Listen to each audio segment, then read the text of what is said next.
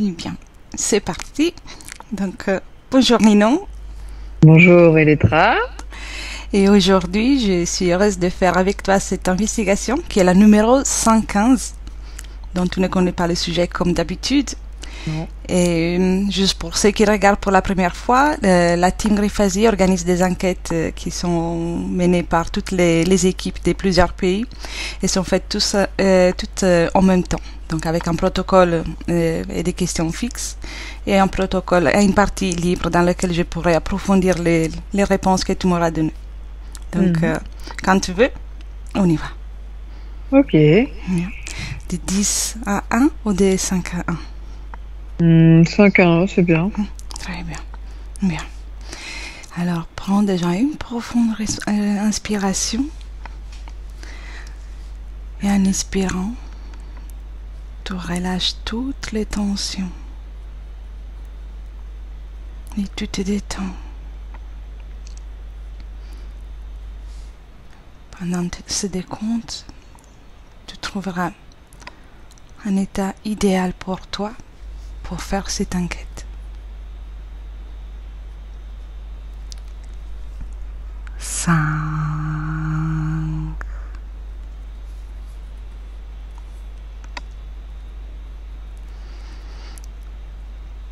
Bien, continue de respirer calmement. Et tu descends en profondeur. 4.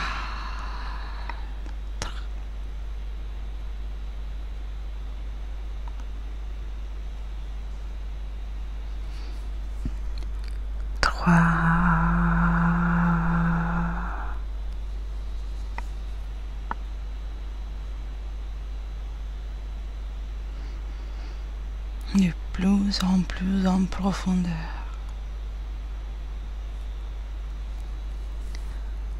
2.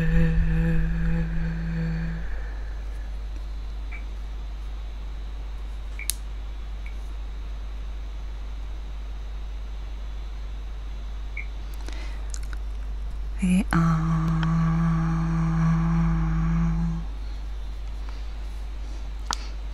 Comment tu te sens, Nino?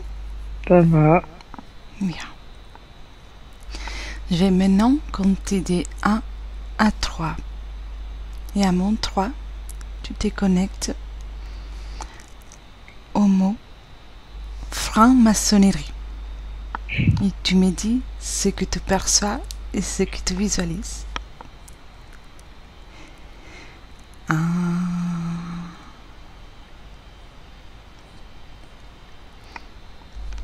2.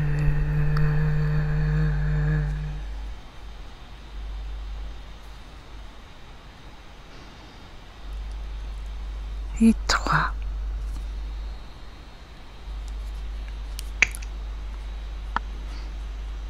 Dis-moi. Alors, le premier mot qui m'est venu, c'est l'éloge. Et là, ça n'a rien à voir. On m'a ramené dans le temps et on m'a emmené dans une espèce de grotte. Comme si l'essence de la franc-maçonnerie était vraiment très très vieille et venait... je rapporterais ça à l'époque des gnostiques, tu vois, de Jésus. Mais vraiment, Oui. c'est très, très étonnant, mais voilà. Ça m'a ramené dans cette espèce de lieu, en tout cas, si on reste sur la symbolique, qui est très sombre, très lumineux, non, très sombre, avec la lumière au-dessus un peu, et puis dans une espèce de caverne. C'est très... Voilà. Intéressant. Comment tu te sens à observer tout ça? C'est neutre hein, pour l'instant. Très bien, c'est l'état idéal pour faire le tour. Rester neutre, c'est qu'une promenade, donc très bien. Si tu veux rajouter quelque chose. Tout à l'heure, j'ai vu un œil, juste avant que tu parles. Je savais pas de quoi on allait parler. Je voyais une espèce de tourbillon avec un œil. Alors, je me demande ce que c'est. Je sais pas ce que c'est. Oui. Une lumière, on va dire. C'est une lumière. Intéressant. Alors, remonte maintenant au moment où la franc-maçonnerie est née et décrit ce que tu observes par rapport au plan physique.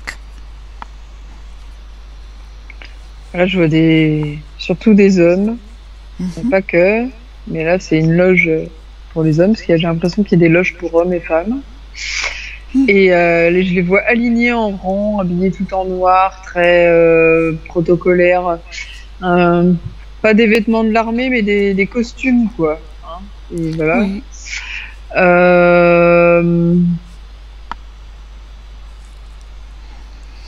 Si je regarde un peu les décors derrière, ça fait assez futuriste, très et simpliste à la fois. L'architecture est très fait changer les repères, comme si c'était une volonté. Ah oui. Oui. D'accord. Quelque chose de très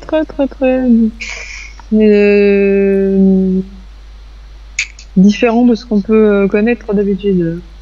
Oui. Architectural à l'intérieur, des choses très lisses, avec beaucoup de formes géométriques, rien que pour faire des escaliers ou des murs, des trucs comme ça, puis des parois très opaques, mat, même, à la fois lisses et, enfin, c'est très très spécial. Hein. Oui. Très peu de décoration, il y a peu l'or qui me revient, mais pas en abondance. Oui. Ah, et il y a le symbole du chandelier, oui, c'est ça, qui me revient d'un coup, je sais pas pourquoi. Le symbole de Je suis fatiguée. Chandelier, je sais pas ce que j'ai dit avant. Oui. Non, c'est moi qui n'ai pas entendu, pardon. Mais je me suis trompée, j'ai dit chandelier au lieu de chandelier. C'est pas grave. C'est très bien. On s'est comprises. C'est très bien. Il a trois branches celui-là. Ah, que 3? Oui, bizarrement. Ouais. D'accord. Oui, je vois. Oui. Trinité, on me dit. Ouais. Oui. Regarde maintenant, toujours au même moment, le moment de la naissance de la franc-maçonnerie, ce qui se passe dans les plans métaphysiques.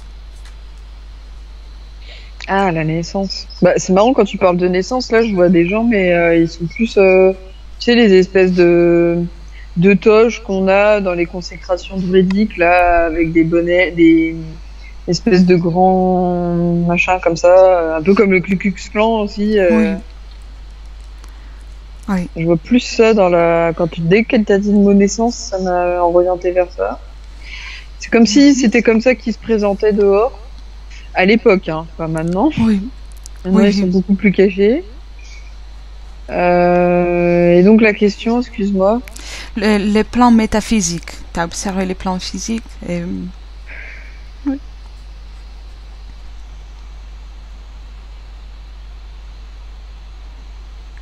Alors, ils contrôlent un espèce de champ quantique qui est lié à eux. Ils ont une conscience collective. Ils ont réussi à créer un truc comme ça. Ah ouais. Il y a différentes ramifications, différentes loges, différents pays, époques aussi, dimensions, et ils y ont accès. C'est comme s'ils avaient accès à tout. C'est assez bizarre. Hein. D'accord. Ouais, c'est très étonnant.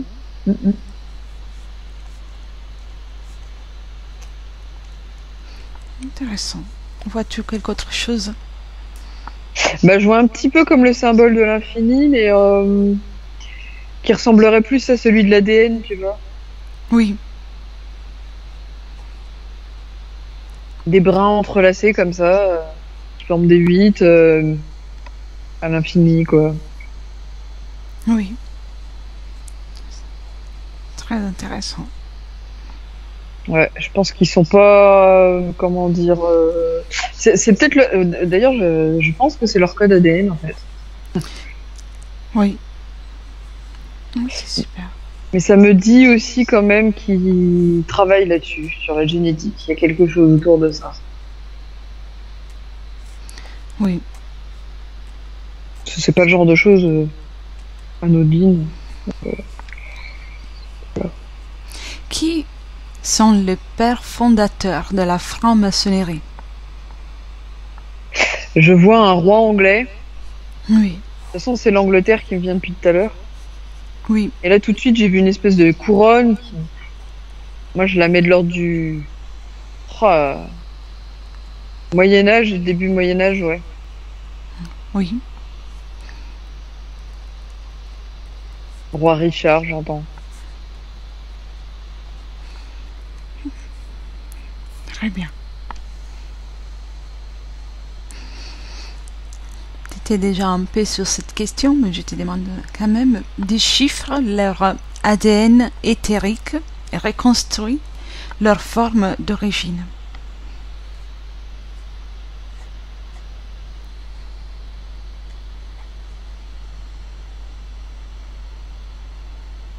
Alors, leur ADN, il est gris doré. Non, argenté, pardon. Oui, C'est la première fois que je vois ça. Il est très entrelacé et il est... Ouais, comme s'il brillait un peu. C'est très étrange. Ça fait pas machine, hein. C'est oui, autre chose. C'est de la lumière. Mais ça reste un ADN humain. C'est comme s'il était empreint d'une aura. Ouais, voilà. d'accord.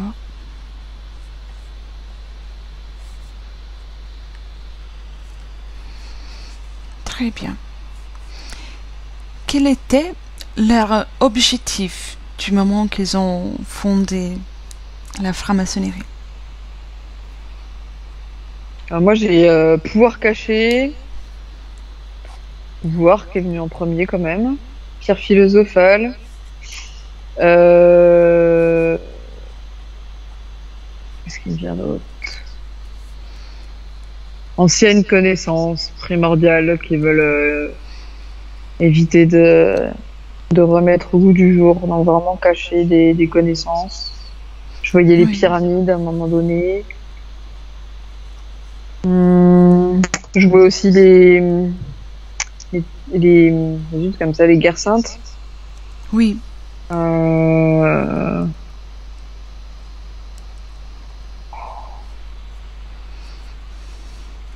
Alors, il y a une volonté de garder des savoirs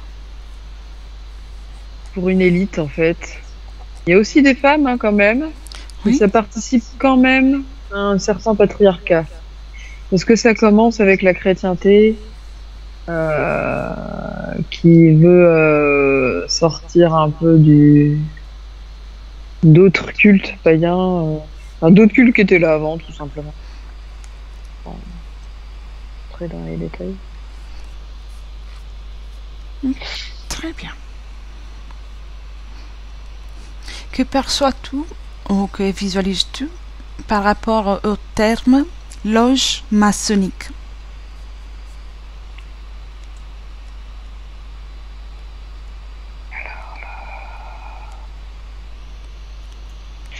Alors, chaque loge a une fonction précise.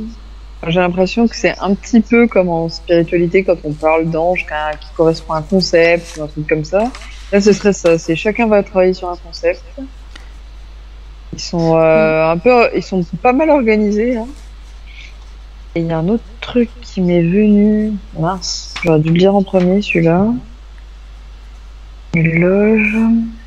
Ah, le côté maçon. Il y a une volonté de construire quelque chose de nouveau oui, et de façonner les autres aussi. Je pense au grand architecte, ça m'amène à lui. Il y a l'idée de construire, ouais. Mais à leur image à eux, oui. voilà. Très bien. Si tu veux rajouter quelque chose, autrement on passe Non, à la pour suivante. l'instant, je vois pas d'autre chose. Très bien. Quel est l'ancien ordre égyptien, oriental et primitif de Mizraïm et Memphis? Je ne sais pas si j'ai bien prononcé. Que vois-tu à ce sujet? Si tu veux, je répète. Je veux bien. Oui. Même si j'ai déjà des trucs. Mais... Mhm. Alors, qu'est-ce que c'est l'ancien ordre égyptien oriental et primitif de Misraïm et Memphis? Ah ouais, c'est marrant, hein, j'ai tout de suite vu des pyramides avec des espèces de Oui, cercles au bout des pyramides. Avant que tu poses la question. Hein. oui, Et oui, c'est comme si c'était le symbole inversé du féminin. Et les cercles, ça correspond à l'unité, la séparation des pouvoirs, de la division aussi. Voilà, c'est ce qui me vient. D'où l'idée de trinité, mais c'est pas la trinité religieuse, c'est plutôt séparation des pouvoirs, oui. comme on a Intéressant. maintenant dans notre politique, quoi. En tout cas en France. Oui, oui, je vois. Intéressant. Je vais dire quelque autre chose. Au niveau des pyramides, est-ce qu'il y a d'autres choses que je vois vis-à-vis de ce peuple?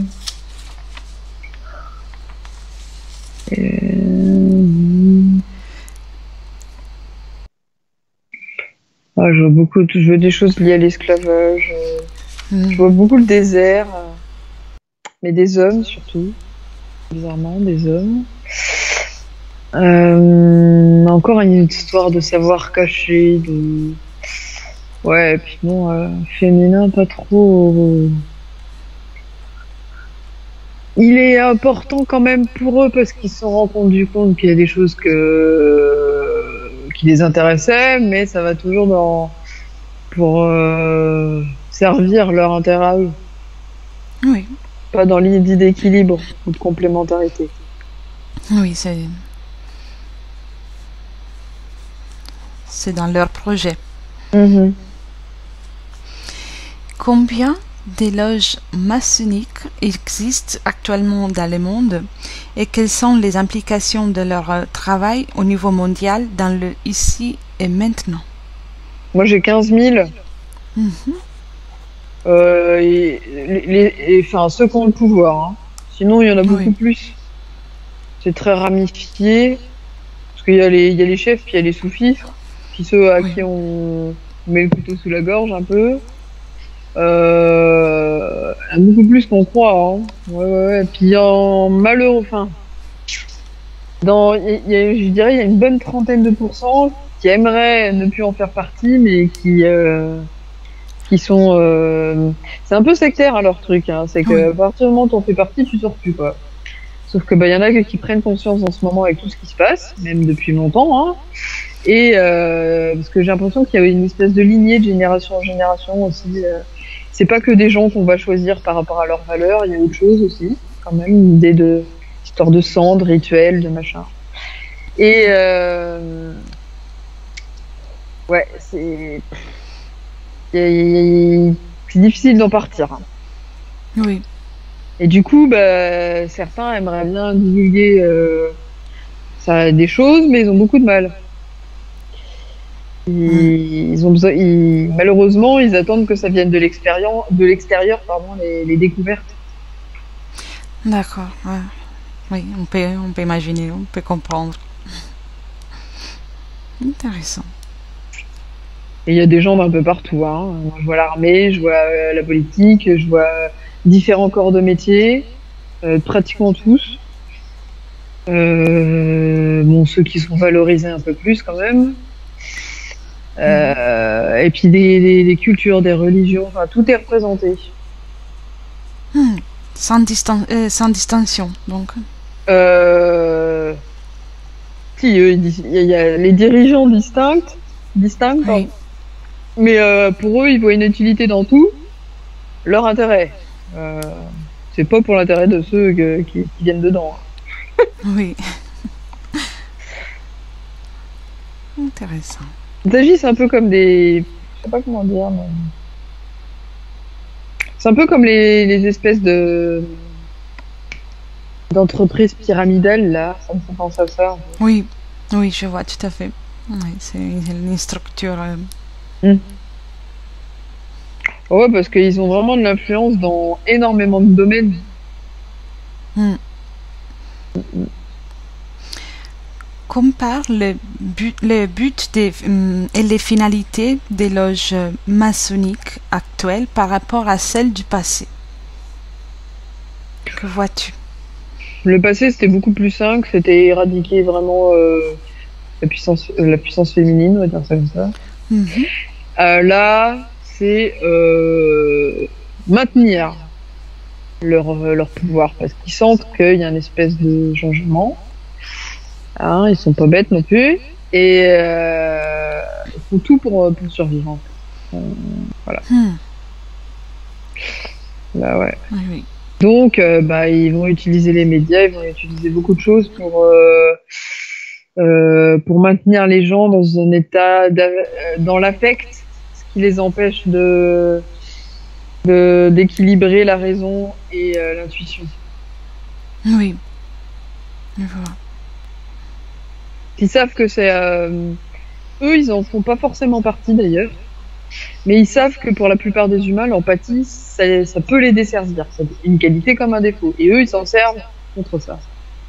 C'est des malins. Ouais. Quels sont les tests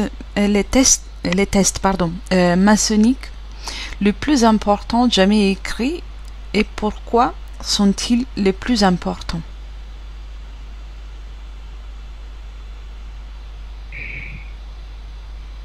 Alors là, je vois une espèce de vieux texte qui est enroulé comme un parchemin dans une bibliothèque. J'aurais dit la bibliothèque de Mitterrand, tu vois, bizarrement. C'est bizarre, je sais pas pourquoi. Oui. C'est venu tout seul, hein. Et il y en a d'autres, des textes qui sont aux yeux de tous, mais qui ne... En fait, c'est comme des codes. Et il y a que ceux qui ont accès à d'autres informations qui peuvent relier les textes. En fait, ils sont partout aux yeux de tous. Et ils sont même dans des livres dits sacrés pour d'autres personnes. D'accord. Comme on dit, quand on veut cacher quelque chose, il faut l'exposer. Tout à fait. Ah bah eux, c'est des malins. Hein. Vraiment. Hein. Intéressant.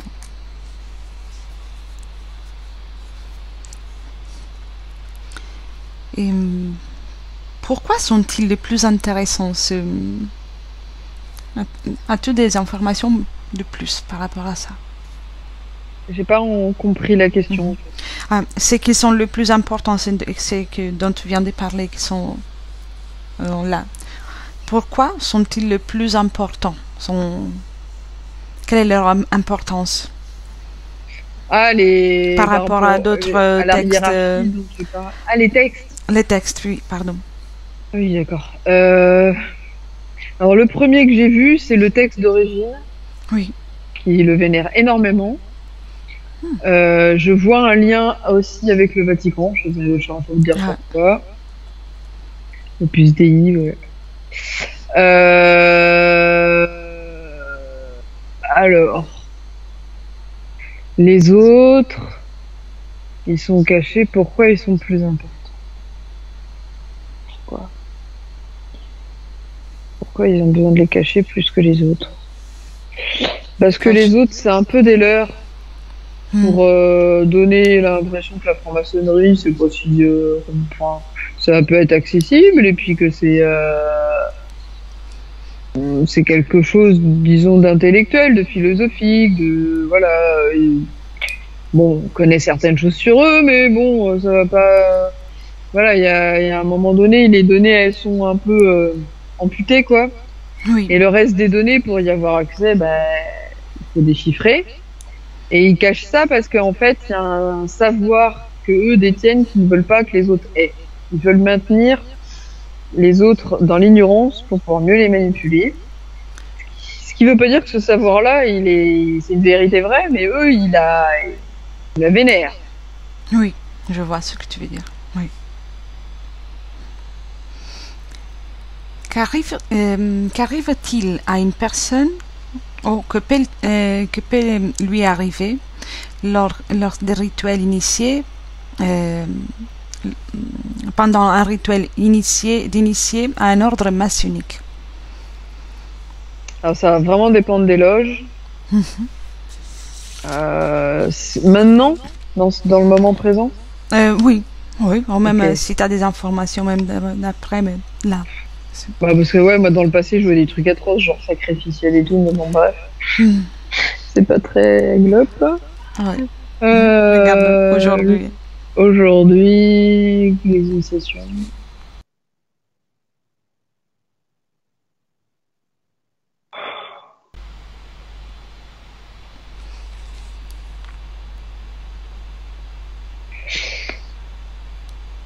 Je vois ça un petit peu comme le bizutage Oui. des initiations actuelles.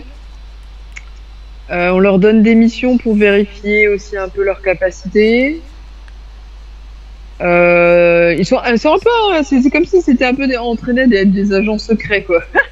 Un peu bizarre. D'accord. Ouais, on vérifie beaucoup de choses sur eux avant de les initier. Et dans les rituels, ouais, c'est surtout des trucs de bizutage. Un peu pour voir leur capacité à dépasser la souffrance et la manipulation. Ah, Parce que si ceux qui manipulent sont aussi manipulables, c'est plus intéressant pour eux. oui. Qui vérifient leur taux de d'intelligence pour eux, on va dire ça comme ça, Oui. selon leurs critères. Quels sont les symboles maçonniques que tu perçois le plus importants et à quoi servent-ils? Alors, maçonnique. Je vois beaucoup la couleur jaune et or qui Mhm. ressort. Le bleu aussi. Le blanc, le bleu. Je vois des instruments, mais j'ai du mal à les visualiser. Hmm. Je vois comme quelque chose qui fait comme ça, là. Comme deux Oui, barres. oui. Phrases. C'est Ah oui, plus des oui, je vois. instruments qui représentent le savoir intellectuel, la raison. J'aime bien ça. Oui. Ah si, là, d'un coup, j'ai vu la corne d'abondance. Ah, d'accord. Ouais, je sais pas pourquoi. Ah, et Zut, comment on appelle ça? L'œil, là, tu sais, l'œil... Et l'œil de russe? Ouais, mais qui a été réutilisé par les francs-maçons. Il y en a un Oui. nom, mais je sais plus. Ah oui. Oui, oui, je vois. J'ignore comment, C'est l'œil avec comment- qui est dans une pyramide, là. C'est oui, bizarre. j'ignore comment ça s'appelle en français, mais je vois ce que tu veux dire. Oui. Mm. L'œil de la Providence, voilà, c'est ça. Voilà. Merci. Mhm. À quoi servent ces symboles? Connecte-toi à la, à l'information, à cette information. Alors, l'œil de la Providence, effectivement, c'est tiré du savoir des Égyptiens autour de l'œil d'Horus, qui représenterait la glande pinéale. Ah Il oui. y a aussi cette idée de Dieu qui regarde, vraiment de Big Brother, un peu, hein, vraiment le fait de vouloir tout contrôler. C'est aussi... J'ai un autre truc qui m'est venu, zut. Ah oui, comme c'est dans la pyramide, c'est la mer... ça me fait penser beaucoup à la Merkaba, Oui. le voyage dimensionnel. C'est ça qui m'est venu. Puis bon, bah, toutes les petits rayons de soleil autour, ça vient aussi de l'ancien culte du soleil. Enfin, même la couleur jaune-or, hein, eux, c'est ça, c'est bah, le soleil, c'est ce qui est le plus important. Le masculin aussi, c'est l'action, Oui. c'est le savoir, leur côté gothique, hein, un petit peu. Hmm. C'est ça, la lumière, leur lumière. Ah oui. La couleur, l'abondance, c'est parce que eux, ils ont été un des premiers à connaître la loi de l'attraction, même si ça maintenant, Ah, c'est à tout le monde. Eux, ils la détenaient et ils voulaient pas franchement que ça soit connu. oui. Hmm, intéressant. Ouais. Et ça, et qu'est-ce que j'ai dit en premier? Oui, les deux trucs, les deux machins, là, les couleurs, ça, je sais pas pourquoi, je pense tout le temps, tout de suite au truc des communistes, mais bon.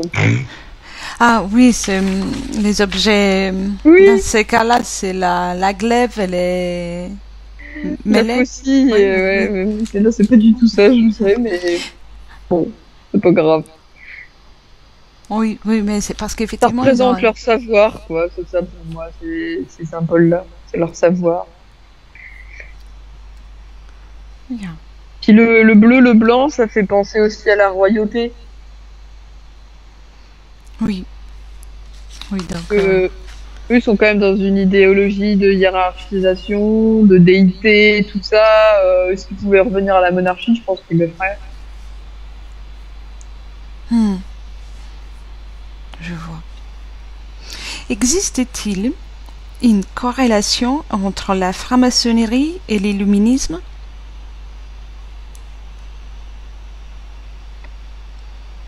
Bah, j'ai envie de te dire oui, parce que tout à l'heure j'ai vu la lumière. Oui. Je sais pas ce que c'est l'illuminisme. C'est les Illuminati? Non. Oui, oui, les Illuminati, pardon, je voulais dire plutôt ça. Ok. Tu l'as lu, pardon, dans ma pensée.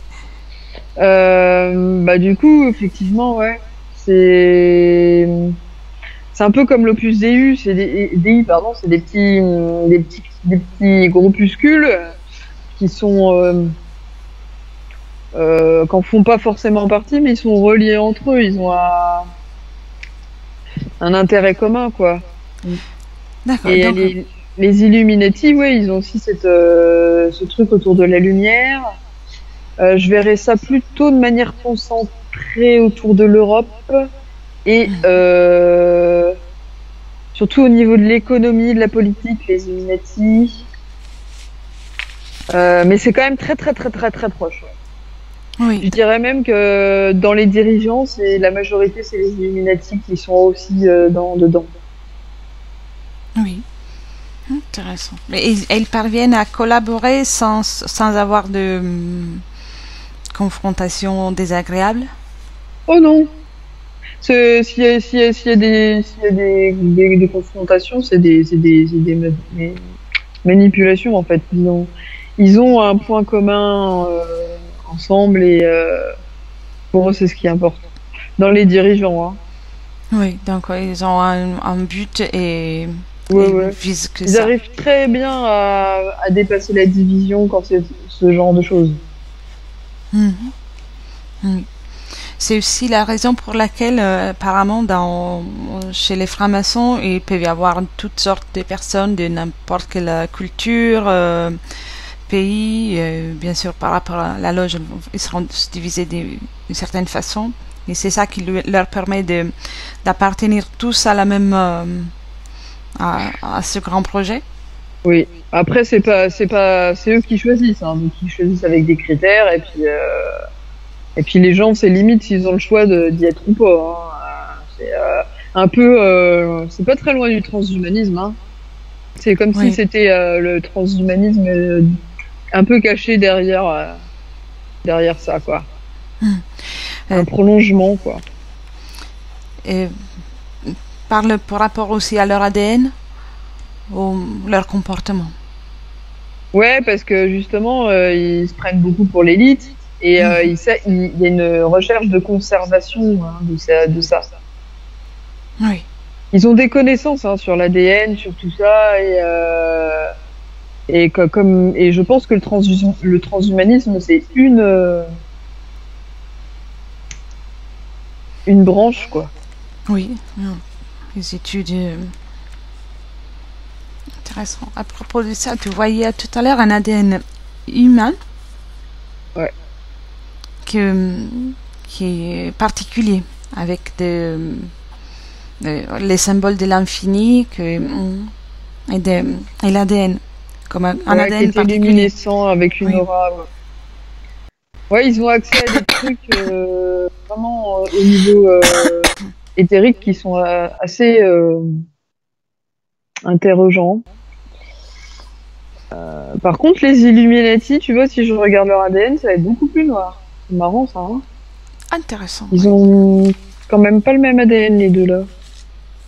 Mhm. J'ai l'impression qu'il y en a qui sont plus anciens que d'autres. Et bizarrement, ce serait plus les Illuminati qui seraient plus anciens. Bien. Donc, euh, quel est le temps, plus ou moins, le temps que tu peux voir, le temps terrestre, depuis de la naissance de cet ADN des Illuminati? Moi, je vois ça beaucoup relié à des hybridations. Hmm. Les Illuminati, ils ont le sang noir parce que ça fait beaucoup plus longtemps qu'ils vivent que les autres à ce niveau-là. C'est pour ça que les autres, ils sont que gris. Et qu'il y a encore un peu de lumière, en fait. Mhm. Les Illuminati, niveau chronologie... Allez, sans réfléchir, je dirais 346. Je sais pas à quoi ça correspond. Oh, ça va très bien. C'est Jésus. Je sais pas si c'est Jésus. Il n'y a pas de soucis, c'est très bien comme ça. Et maintenant, j'ai une curiosité alors. Projette-toi dans le futur, je sais pas, dans 400 ans, et observe l'ADN des francs-maçons. Si tu veux, je t'accompagne avec le décompte. 1, 2, 3.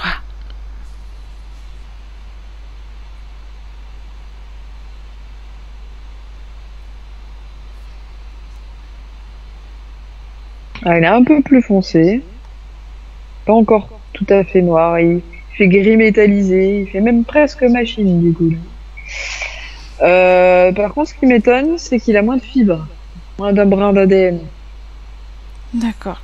C'est dû au fait qu'ils ont trouvé une stabilité ou peut-être ont-ils perdu quelque chose? Ouais, moi je vois une perte. Comme s'ils étaient beaucoup moins. Et ils ont affaibli certaines choses en eux. Dans leur... le groupe est plus affaibli. Très bien. Et va maintenant avance encore. On progresse dans 1000 ans.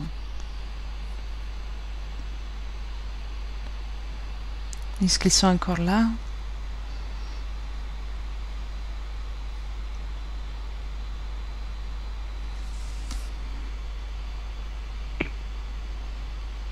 Non, je vois plus rien au niveau des ADN franc-maçonnique.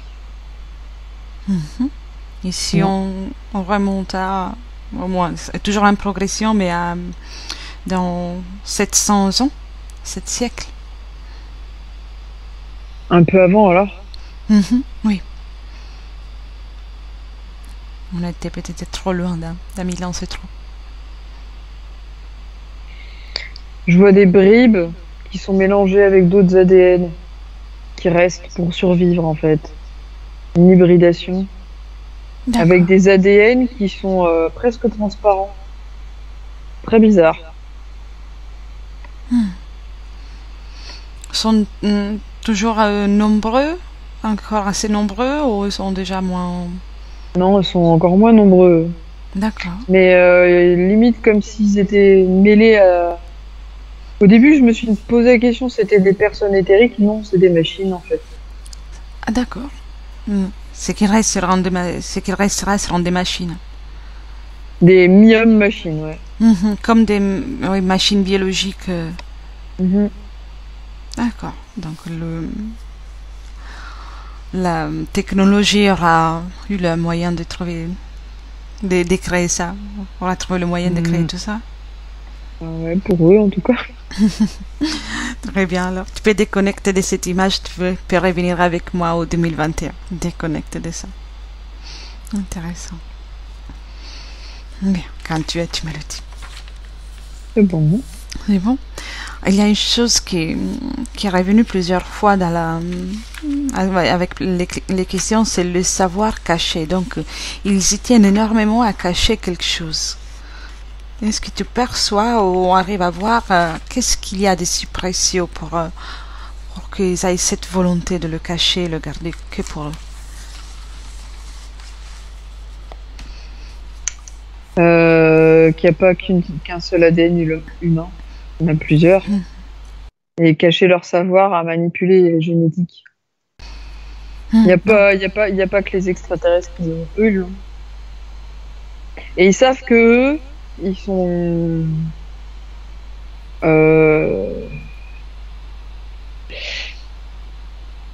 Ils se pensent super, ils se savent différents de nous, de la plupart des gens. Et comme ils sont beaucoup moins dépourvus, ils sont plus dépourvus d'émotions, ils s'en servent. Voilà. Donc ils ont un savoir sur tous les plans, hein, il y a un plan ésotérique, plan philosophique, économique, tout. Hein. C'est comme si c'était le savoir de l'humanité, ou comme les secrets pour pouvoir bien vivre sur Terre, bien sûr, de leur point de vue. Il y a une part, c'est cacher le savoir pour que les autres vivent bien. D'accord. Et surtout, le plus important, c'est de garder le fait que l'humanité, elle est beaucoup plus nuancée que ce qu'on croit. Et d'où leur idée de nous faire croire qu'on est comme eux, alors qu'on n'est pas du tout comme eux. C'est ce qui leur permet de garder le pouvoir. Toujours le pouvoir. Donc, si on suppose, si on essaie de nous projeter dans une ligne temporelle dans laquelle leur savoir est diffusé à tout le monde, que se passerait-il? C'est déjà le cas. Hein. C'est déjà le fait. Hein. Il y a déjà eu des fuites. Bien. Et si ça continue, que se passera-t-il pour eux? Bah, je te dis, hein, moi je les vois disparaître petit à petit. Et pourtant, j'ai pas du tout.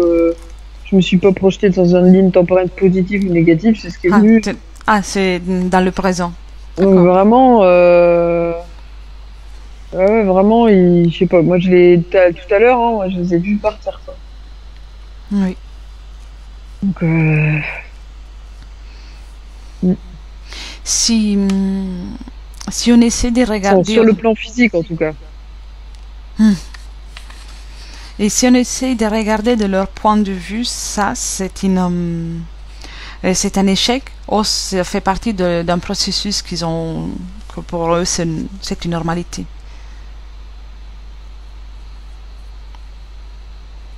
De disparaître? Oui.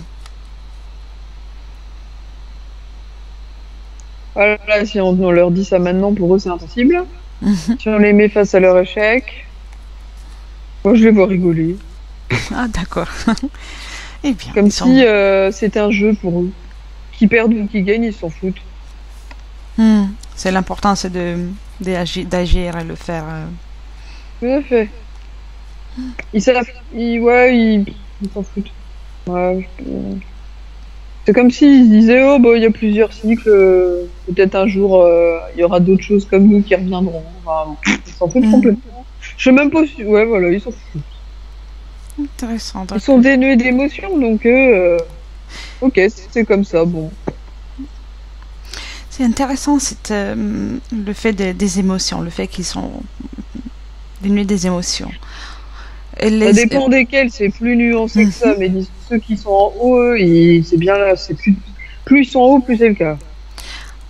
Et donc, une fois qu'ils sont très en haut, en mettant les grands maîtres des loges, leur ADN est plus modifié que celui de ceux qui sont en bas, des apprentis. Oui, tout à fait.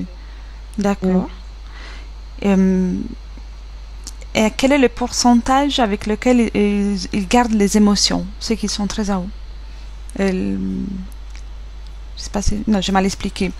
Quel est le pourcentage des capacités d'avoir des émotions, que ce soit positives ou négatives, dans ces cas-là? Quand ils sont en haut? Oui. Je dirais 1 ou 2%. Ah, d'accord. Donc, ils sont pratiquement déshumanisés. Puis en plus, là, je les vois liés au poulpe, alors comme ça, c'est réglé. Ah.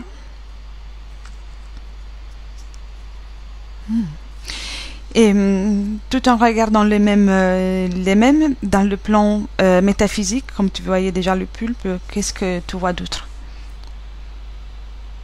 L'activité métaphysique. Alors ils font de la magie noire.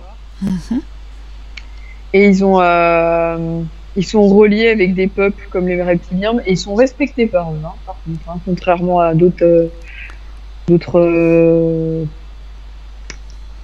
membres de la Terre.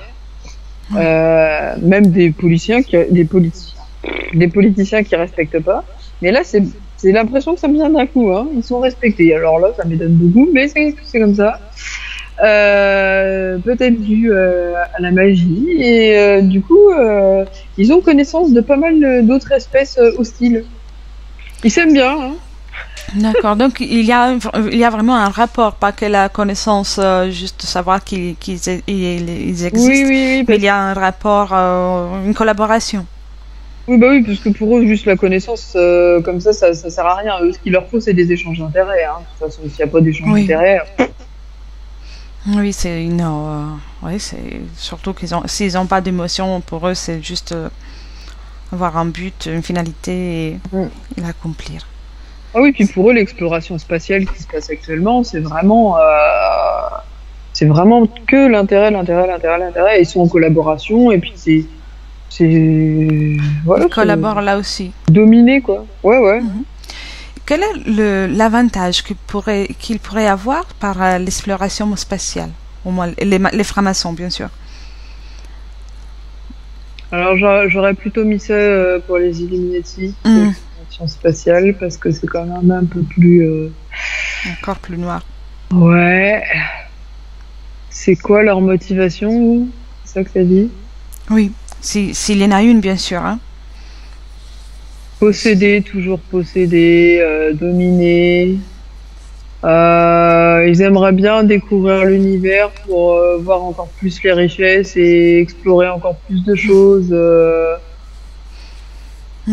Ils font de l'histoire de posséder quelque chose de... Ils veulent tout. S'ils pouvaient posséder de physique, les étoiles, ils le feraient. Hein. D'où vient cette soif de pouvoir? Bah, l'absence d'émotion, ils appréhendent beaucoup plus difficilement l'amour. Et je suis pas sûre qu'ils ont envie de chercher. Alors, pour cela... Hein, parce que c'est marrant, j'ai fait une enquête l'autre jour et puis il y en avait qui cherchaient à comprendre l'amour. Mais alors eux, ils cherchent pas du tout, ils s'en foutent complètement. Hein. Oui, c'est qu'ils sont très haut. Ils en ont, mais rien à cirer. Oui. Et c'est le fait que... est possible le fait que, comme il manque les émotions, ont quand même quelque chose à combler et c'est comblé par le pouvoir, par la soif de pouvoir.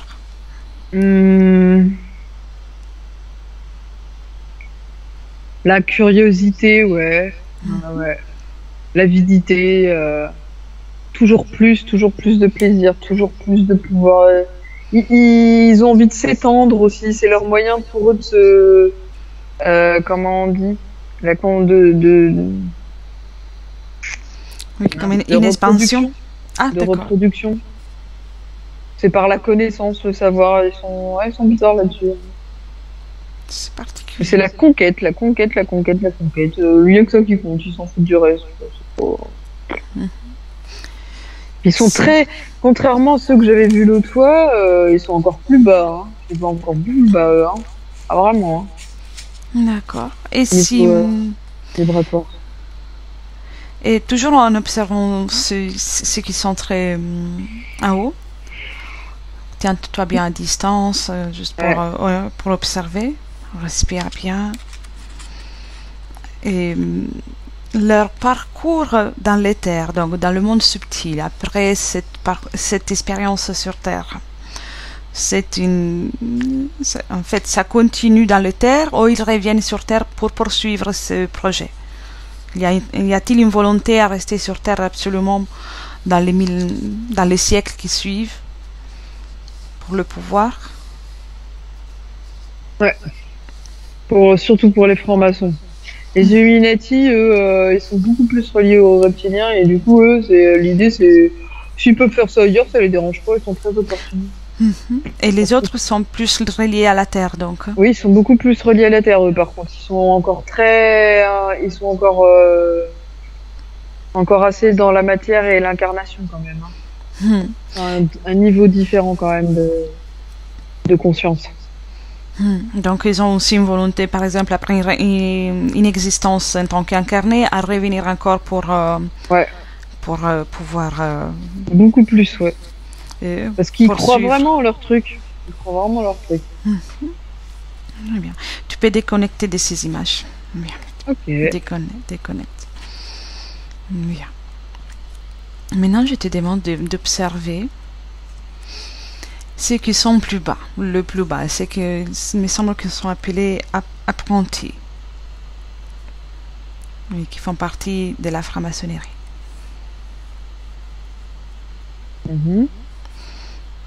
Comment tu vois leur fréquence, leur corps énergétique, leur fréquence vibratoire?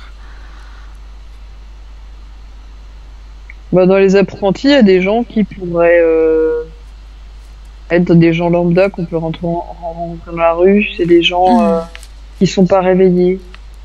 Je vois un gars dans un bureau qui est un peu robotique, mais il remet rien en cause, quoi. Pour lui, c'est normal. Il y a pas de. C'est ouais, voilà. Mais les apprentis sont à ce niveau-là. C'est leur capacité à la fois à rien remettre en cause et en même temps à être une intelligence qui est intégrée à la compétition, le pouvoir, Oui. Elles sont dans le corps émotionnel. À quel pourcentage fonctionne-t-il? Eux, ils sont à moite-moite et on en a encore pas mal. Par contre, le mental, il est bien développé. Hein. Il est plutôt du côté gauche. Oui, donc c'est la raison, ouais. Vraiment l'efficacité aussi dans le but des choses qu'ils doivent faire. Tout à fait. Intéressant. Là, tu peux déconnecter de ça. Et à la première question, tu as vu, mis à part la loge, tu as vu une grotte très ancienne, sombre en bas et avec une lumière qui vient de haut. Que vois-tu? Que peux-tu me dire encore plus à ce sujet? Comme par hasard, un premier truc que je vois quand tu me dis lumière, vaisseau spatial, elle est boum. Oui. Je n'y attendais pas, mais voilà. C'est un grand vaisseau en fait que au-dessus. C'est dans une montagne, donc bon, ça m'étonne pas, c'est souvent là où ils vont. Alors, pourquoi ça avec la loge? C'est comme s'ils avaient été influencés à la base. Donc pour le début, pour que tout ça commence, il y a une ils ont. Il y a eu des pardon. Oui, pardon. Non, il y a eu des émissaires. Oui. C'est le mot qui m'est venu. Émissaire d'ailleurs. D'accord. Ouais. Donc je suppose que le but soit pour avoir comme des soldats sur Terre qui s'occupent de leur affaire dans la matière. Tout à fait. Moi, je vois une espèce de grande bouche de requin. Leur vaisseau, il ressemble à ça, en fait, quand il s'ouvre. Ah, le symbolique est drôle, quand même. Hein. Oui, effectivement. C'est comme à l'intérieur d'une montagne, j'ai l'impression de voir creuser. Tout à fait, ouais. Ok. Intéressant. Et donc, tout ça, ça a commencé sans doute des millénaires avant Lucie et maintenant. Mais officiellement, les francs-maçons ont commencé environ au 18e, 16e, 17e siècle, si je ne me trompe pas, en Angleterre, justement. Pourquoi attendre tout ce temps pour sortir au découvert, on va dire, pour se faire connaître? Bah, déjà, en fait, ils ont eu plusieurs noms, voilà, hein, il y a eu les francs-maçons, mais il y en a eu d'autres avant, les Templiers, tous ces trucs-là, c'était pareil. Hein. Pourquoi sortir de l'ombre plus facilement? Parce qu'actuellement, on est dans une période propice à ça. Les gens, il y a beaucoup plus de personnes en pâte qu'avant. Et il y a plus besoin de les empêcher d'aller vers la lumière. Sympa, là. Je m'attendais pas à ça. Non, moi non plus. En gros, Sympathique. si j'ai bien compris, le fait que eux vibrent avec un corps émotionnel quasiment absent, alors que ceux qui sont empathes, qui ont une hypersensibilité, ont un corps émotionnel très développé. Ouais, alors après, en pâte, quand je dis ça, c'est vraiment proportionnel. Hein. Oui. Ça part de la personne qui va aimer son enfant à une personne qui est capable de ressentir à des 10 kilomètres, comme certains le Dalai Lama ou quelqu'un en pâte, très en pâte comme toi, qui va ressentir très vite. Enfin, voilà, il y a des nuances, quoi. Oui, donc pour eux, c'est pas convenable. Bon, ils jouent avec eux, en fait. Hein, c'est un peu, Ah oui. Puis ce qui leur énerve, c'est que ces personnes-là, elles ont le choix d'avoir elles ont des émotions, mais elles ont le choix elles ont un libre arbitre que non pas, ça les énerve. Puis les émotions, en fait, c'est pareil, ça les énerve. Je vois, oui. Intéressant. Voilà. Bon, en ce moment, ils sont pas trop fiers, hein, c'est ce que je vois. Non. Ils nous ont aperçus? Non, mais c'est ce que je ressens dans leur inconscient collectif, tu vois, ils sont pas très fiers. Contrairement aux Illuminati qui, eux... Ah d'accord. Sont bombés, là. Ah oui, d'accord, donc ils ont... ils se dirigent vers un changement qui va au moins pour ce qu'on a vu tout à l'heure, c'est un changement important, donc ils doivent pas être fiers. Non, bah ouais, puis comme eux ils sont liés à la Terre, ça remet, il y en a plus, comme je disais, il y en a 30% qui commencent à remettre en cause un peu le dogme. Hein. Oui. Et puis les livres. On a vu les livres. Tu peux déconnecter ces images, ça on peut voir les livres. Ça m'intrigue le fait qu'il y ait des codes dans des livres connus, donc des livres qui sont vraiment à la portée de tout le monde. Est-ce que tu peux nous dire quelque chose? Alors les codes, il y en a qui sont sur des monuments,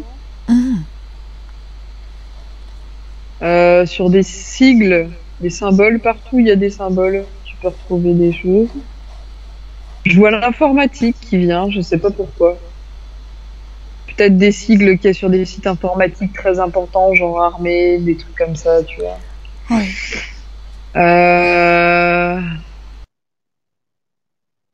Est-ce qu'il y a autre chose? Les panneaux publicitaires, D'accord. Et si on prend une perspective, combien parmi eux-mêmes sont en mesure de lire ces codes? 40%, ceux qui sont un peu plus hauts. Donc même pas les autres, même pas ceux qui sont plus... En fait, plus tu vas en haut, plus on t'adonne du savoir. Les autres, ils connaissent quelques codes et eux, ils ont accès à beaucoup plus.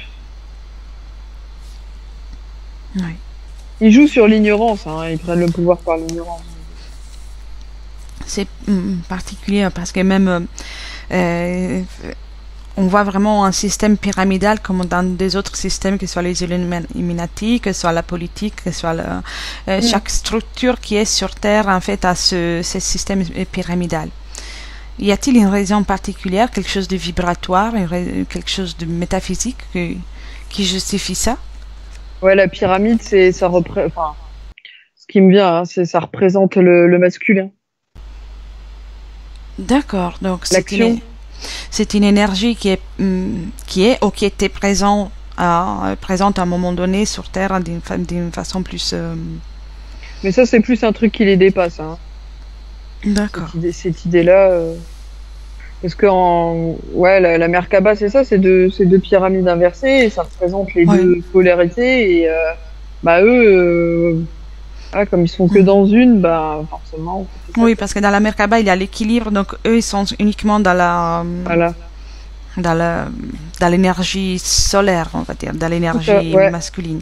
Bah, d'où la couleur jaune qui ressort beaucoup. Hein. Oui. Et le fait que, apparemment, on dit, si c'est vrai, dis-moi si tu perçois ça dans les terres, à ce moment-là, la Terre a changé les énergies, donc on est dans une époque plus féminine. Est-ce que ça a un impact dans leur projet, dans leur bah oui, c'est ça qui crée l'éveil chez certains. Tout à fait, ouais. Et puis bon, bah comme il y a des femmes aussi chez les francs-maçons, forcément, effectivement, c'est pas anodin, hein. Parce que malgré qu'elles veuillent ressembler aux hommes, leur côté intuitif est là quand même, hein. Donc peuvent pas oublier, enfin leur corps est là, hein. Il est un peu différent et donc bah ça se réveille en elles. Yes. Qu'est-ce qu'il y aurait d'autre à dire à ce niveau-là? Et puis au niveau de... Parce que leur savoir, il est autour de codes. Et j'ai l'impression que ça commence à avoir moins d'effet aussi. Sur les fréquences, tout ça. Il y a un gros changement au niveau des codes et des fréquences. Et ça les anéantit de plus en plus. Bien. Et une dernière question, parce que je suis curieuse à ce niveau-là. Je ne sais pas si c'est une source fiable, mais semblerait-il que les femmes à l'époque de l'Égypte, en tout cas il y a très longtemps, étaient bien plus présentes chez eux. Et là, tu me dis qu'il y a toujours de nouveau une présence qui commence à apparaître. Ça a un lien avec un rythme terrestre ou quelque chose énergétique? Juste avant que tu me poses la question, j'étais en train de voir une pyramide avec des hiéroglyphes. Et quand je rentre dedans, je vois des prêtresses. Redis-moi la question. Le fait que dans l'époque ancienne, je ne sais pas si on pouvait l'appeler franc-maçonnerie, mais dans les mêmes groupes, étaient présentes un peu plus de femmes. Surtout en Égypte. Mais elles sont plus cachées, les femmes. Il y en a, il y en a encore. D'accord. C'est fait exprès qu'elles soient cachées pour donner l'illusion. Mais pour eux, les femmes, c'est important, c'est dans leur intérêt. Hein. Ah d'accord, donc ça a été toujours ainsi. Oui, enfin, actuellement, elles y sont et il y a toujours eu un petit peu de femmes quand même. Hein. Comme je disais, tout ce qui est dans leur intérêt, c'est bon pour eux. Hein. Et comme la femme, elle a des capacités, parce qu'eux, ils ont un aspect spirituel, ésotérique. Hein. Donc ils savent quand même que voilà, il y a des trucs, des polarités, masculin, féminin, et bon, bah, du coup, il y a des choses qu'ils vont utiliser, mais c'est dans l'intérêt. C'est nécessaire, d'accord, je comprends. Alors en Égypte, tu sais. Redis-moi quoi. Non, mais effectivement, si c'est ainsi, peut-être ma question n'a pas raison d'être, mais j'avais cru que les femmes étaient présentes à certaines périodes. Donc, si tu me dis que non, c'est bon ainsi. Non, dans l'Égypte, ce que je vois, c'est qu'elles étaient plus présentes parce qu'il y a eu des périodes d'équilibre homme-femme. Et il y avait la puissance des prêtresses autour de tout ce qui était spirituel. Ésotérique. Oui. Ésotérique. Donc, oui, c'est très intéressant. Et si on prend une perspective, donc de loin, on observe tout généralement, y a-t-il ou des femmes dans les hautes hiérarchies de la franc-maçonnerie? Oui. Même là, il y en a. D'accord. Comment elles peuvent marier le côté féminin avec plus d'empathie, avec le fait d'avoir moins de un corps émotionnel Elles n'en ont pas. D'accord, oui, ils n'en ont pas. D'accord. Elles gardent l'intuition quand même? Ouais, mais elles l'utilisent. à leur intérêt, à l'intérêt de la raison. Oui, oui. C'est différent. C'est pas vraiment. Je sais pas si on peut encore appeler ça de l'intuition, mais euh, ouais. Mm, mm. Non, ouais, c'est pas. C'est comme je te dis, c'est issu de l'hybridation, donc elles vont pas être pareilles. Hein. Je les vois plus froides, hein, c'est beaucoup moins difficile pour elles de sortir de ce qui pourrait représenter le féminin pour nous qu'elles. Oui, je vois. Très bien. Je pourrais te poser 3000 questions encore, mais on va s'arrêter là. Tu m'étonnes. Il y aura en tout cas un deuxième ou un troisième protocole, donc on attendra. Ok. Donc, sauf s'il n'y a pas quelque chose que tu vois qui est super intéressant à me partager, on peut revenir. Non, non, bah, ce que je voyais juste, c'était que les femmes, effectivement, actuellement, c'est leur côté ésotérique qui est utilisé aussi. Là. Mhm. Ouais. Très bien. Parfait. Alors, Ninon, tu peux commencer à inspirer profondément et tu déconnectes de tout et de tous.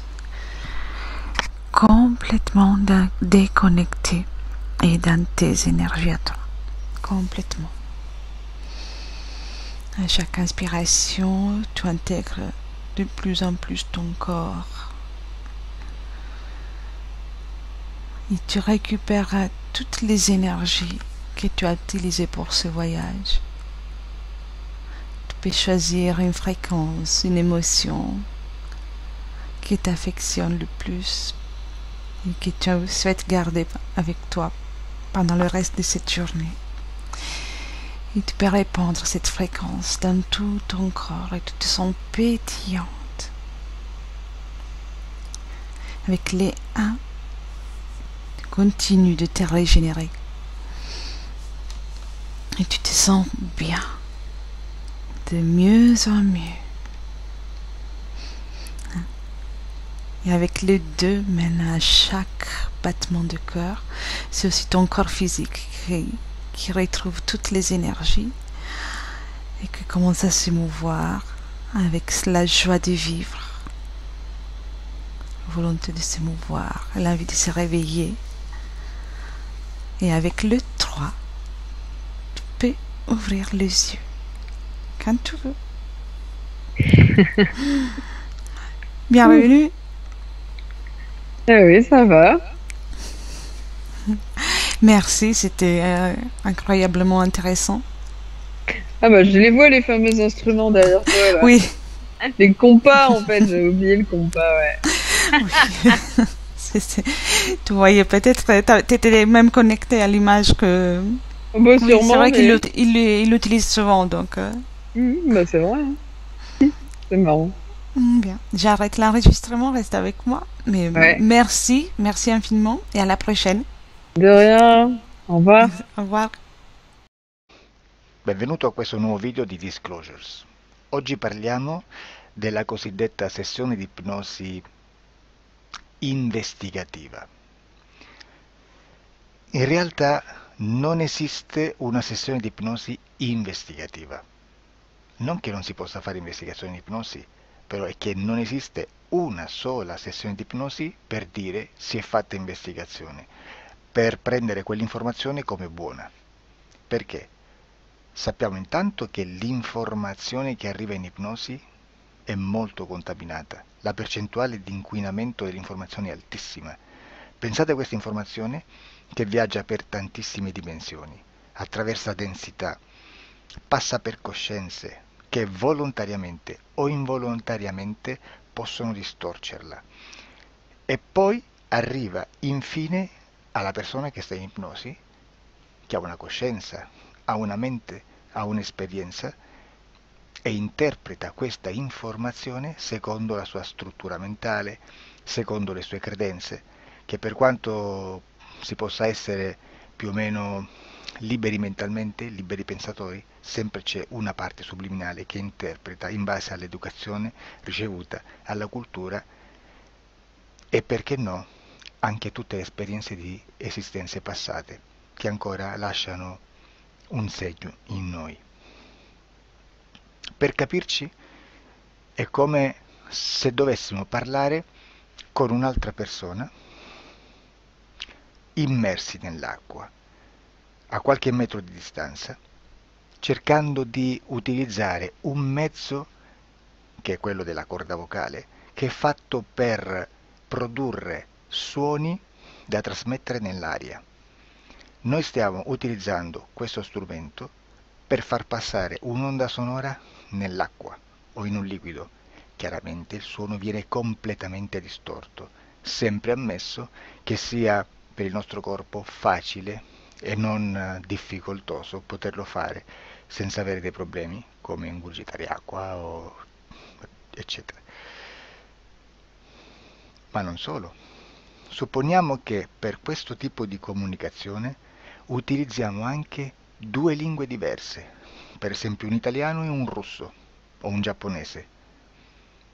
Per quanto possiamo anche interpretare il labiale, non possiamo capire quello che ci sta dicendo, perché la lingua è diversa. La lingua, diciamo, da dove parte l'informazione a dove arriva è completamente diversa, il codice, il linguaggio è diverso. Ma possiamo anche cercare di capirci attraverso i gesti, attraverso le espressioni facciali. Per quanto sia ipoteticamente facile poterlo fare sott'acqua, però non dobbiamo dimenticare che l'acqua non è l'aria e può distorcere l'immagine, ma non solo. Dobbiamo anche pensare che l'altra persona, che parla un'altra lingua, che viene da un'altra cultura, potrebbe interpretare i segnali che noi interpretiamo come X in Y. Per noi un sì è abbassare la testa dall'alto verso il basso, per esempio, sì, e il no da sinistra verso destra, no. In alcuni paesi orientali, come le Filippine credo o qualcun altro, utilizzano esattamente gli stessi segni, ma al contrario. No, sì. Immaginate due persone di queste due culture che stanno cercando di comunicare in maniera così difficoltosa e alla fine non gli rimane altro che interpretare il linguaggio corporale. Sì, che per l'altro invece no. Cosa voglio dire con questo esempio estremo?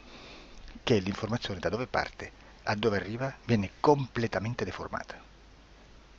Non sappiamo esattamente quale percentuale perché ogni situazione è a sé stante, però la percentuale di inquinamento, di distorsione, di contaminazione di questa informazione è assolutamente alto.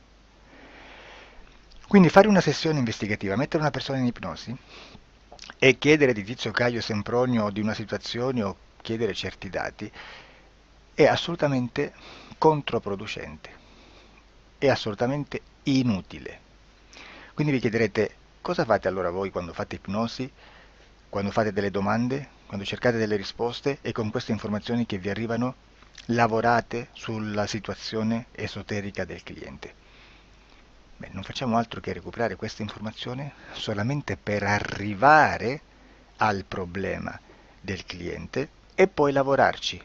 Quindi il valore dell'informazione non è quello di un'istruzione, quello di memorizzare dei dati e di prenderli per buoni, ma è un veicolo di movimento, di trasporto verso la causa del problema per poi lavorarci.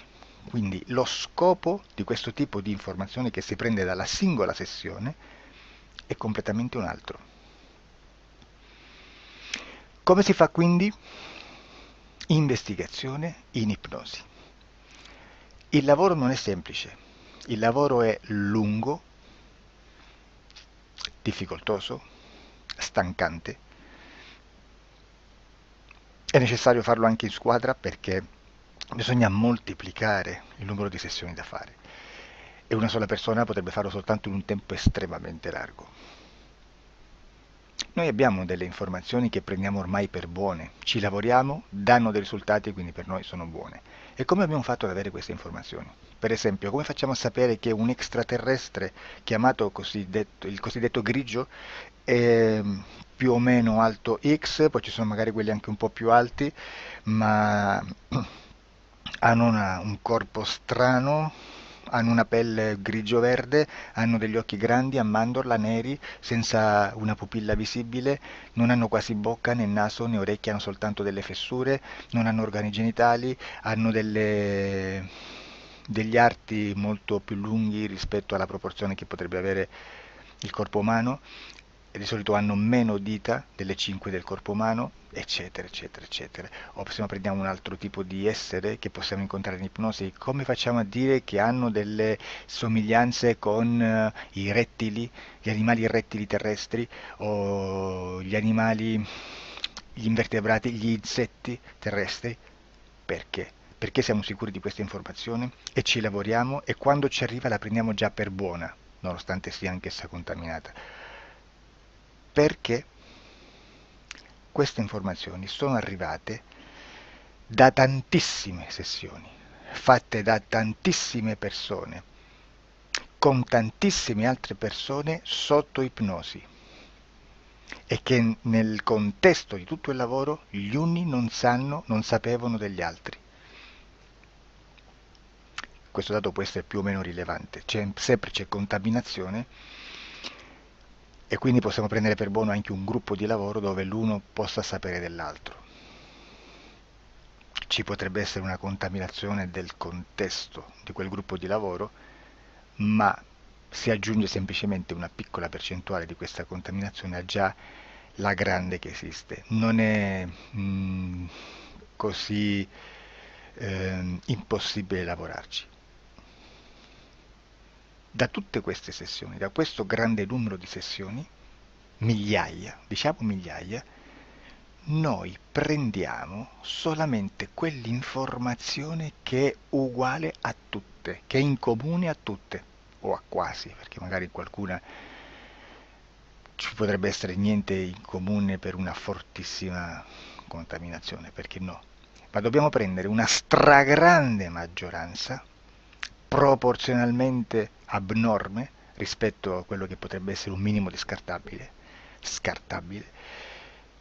e lì possiamo prendere per buona questa informazione. Quindi se noi su 10.000 persone diverse, con operatori anche diversi, in cui in ogni sessione vediamo un essere che più o meno ha le stesse caratteristiche del grigio o dell'insettoide, a forma di mantide religiosa, o il rettile a forma di lucertola, per esempio, di serpente o di quello che sia, o se vediamo il pianeta Marte più o meno di colore rosso, o se vediamo dei sotterranei eterici, non fisici, nel sottosuolo terrestre, soprattutto sotto le grandi città, dove c'è concentrato molto potere, molta energia di questo tipo, e che più ne hai più ne metta. Se vediamo degli impianti che hanno certi tipi di funzioni, certi tipi di forme in certe parti del corpo, e questa informazione la ritroviamo tutta o quasi in tutte le sessioni fatte, eseguite, realizzate da tanti anni a questa parte, significa che quella è una informazione affidabile. E vi posso garantire che stiamo parlando di una percentuale bassissima. Su un 100% staremo, credo, forse più in basso di un 2-3%. Immaginate, tutto il resto è spazzatura, è informazione spazzatura. Sì, spazzatura.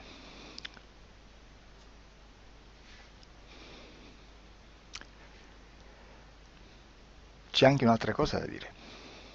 Supponiamo che un operatore faccia un'ipnosi e voglia andare a vedere cosa fa Tizio, cosa fa Caio, cosa fa Sempronio. Arrivano delle informazioni e si dice che Tizio è biondo, Caio è zoppo e Sempronio è uno sportivo. Intanto già abbiamo detto che una sessione soltanto non serve, d'accordo? Ma poi c'è da dire che una coscienza, un essere, in ambiente subliminale, la sua parte subliminale potrebbe non dare autorizzazione a questa fuoriuscita di informazioni. Mi potreste dire, e allora tu quando chiedi agli esseri cosa fanno, cosa non fanno, Beh, intanto la prendo sempre con le pinze perché abbiamo sempre detto che tutto è molto contaminato e mi serve solo per dirigermi da una parte. Ma c'è anche da dire che se un essere interferisce con l'altro, ha aperto un canale di comunicazione a cui non può ovviare, a meno che non lo recida, non lo annulli. Quindi quando io faccio la domanda a un essere, se lo faccio attraverso l'interferito, mi arriva l'informazione per un canale aperto che sottostà alla volontà dell'interferito. Sulla volontà dell'interferito parleremo in un prossimo video disclosures. Però, se io voglio fare un'investigazione sopra Tizio, Caio e Sempronio che non hanno nessun collegamento, nessuna interazione e nessuna interferenza con il soggetto con cui io sto realizzando l'ipnosi, non è detto che mi arrivi questa informazione. Assolutamente. Potrebbe esserci completamente un muro. Come potrebbe esserci informazioni perché quell'altra parte potrebbe autorizzare comunque. Ma non è detto. E comunque quando ci arrivano informazioni, in una situazione di non interferenza o non interazione, non possiamo sapere esattamente se sono informazioni che ha autorizzato la parte subliminale dell'altra persona o dell'altro essere, o qualche altro essere, qualche altra entità furba, approfitta della situazione, osserva quello che sta succedendo, si mette in mezzo, si fa passare per l'altro e dà informazioni, ovviamente distorte, prima perché non è detto che debba conoscerle, e anche se fosse potrebbe manipolarle a sua volontà e a suo vantaggio. E quindi immaginate che situazione ridicola ci si viene a trovare, in quale situazione ridicola ci si viene a trovare in questi casi. Da qui si vede quando un operatore riesce a utilizzare l'informazione in ipnosi come per lavorare su un soggetto. Da qui l'osservatore attento delle sessioni di ipnosi riesce a capire se quell'ipnosi è un'ipnosi affidabile, un'ipnosi con un livello di informazione certa, con una alta percentuale di informazione certa. Non vi nascondo che in futuro potrei anche impostare un lavoro per decifrare che livello di certezza di informazione c'è in un'ipnosi, analizzandola e spiegando il perché, spiegando i meccanismi di analisi di un'informazione in ipnosi, che poi anche è molto istintivo.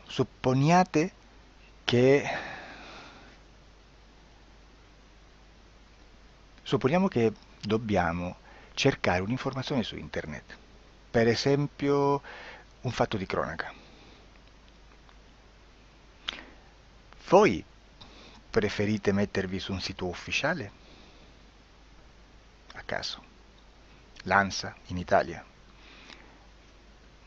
ADN Kronos, qualche telegiornale che per quanto possano manipolare l'informazione ad alti livelli, comunque possiamo dare affidabile la fonte dell'informazione che viene trasmessa. Non possono trasmettere una bufala sicuramente. Verrà sicuramente manipolata ad altri livelli. Ne parleremo in altri video, ma a livello base la fonte è certa. Sicuramente non andrete a cercare questa informazione sul primo sito, il primo blog che vi passa davanti e magari ha 4 followers. Perché? Perché non vi dà nessuna garanzia della certezza della fonte. Non c'è un controllo né nella struttura interna di questa agenzia di informazione e né dal grande pubblico che per la quantità di persone che attingono quell'informazione si può dedurre se l'informazione è certa o meno, perché è un'informazione che passa in un pubblico così vasto che se ci dovesse essere una distorsione con la realtà, è molto probabile che venga fuori. Credo che abbia detto quasi tutto sulle sessioni investigative. Prima di chiudere aggiungo che proprio per questo stiamo conducendo dei cicli di investigazione in ipnosi regressiva che comprendono tante sessioni con persone diverse, con una buona o eccellente suscettibilità ipnotica sicuramente, per poter indagare su spazi ristretti su alcuni temi. Perché dico spazi ristretti? Perché se andiamo a prendere eventi grandi nel tempo, nello spazio, storici, parlare di qualcosa di molto generico implica una quantità di sessioni abnorme. Immaginate se dovessimo fare una sessione investigativa sui buchi neri, quanta informazione ci sarebbe e quante informazioni da filtrare. Sarebbe quasi impossibile farlo in questa maniera. Ma se noi riduciamo lo spazio di investigazione, se noi prendiamo per esempio, investighiamo sulla pedofilia nella Chiesa Cattolica, ecco, se già restringiamo il campo d'azione è molto più facile che possiamo attingere informazioni affidabili, presuntamente affidabili, con un numero di sessioni sicuramente alte, ma ridotte rispetto ad altri tipi di sessioni molto più generiche, su temi molto più generici. Quindi per fare anche delle investigazioni su temi molto generici bisogna suddividerli in temi, in dettagli, per poi alla fine, quando tutta l'informazione è stata filtrata ed è stata dedotta l'informazione comune, si possono mettere insieme per cominciare a costruire il quadro, mettere insieme tutti i puzzles. Questo è il vero senso dell'informazione in ipnosi, quando si fa ipnosi investigativa. La sessione per risolvere una problematica, un problema, con una presunta origine esoterica di un cliente, di una persona, è un'altra cosa, sono altri metodi, altre tecniche e l'informazione si usa in un'altra maniera, ha un altro scopo. Grazie, ci vediamo al prossimo video. Disclosure.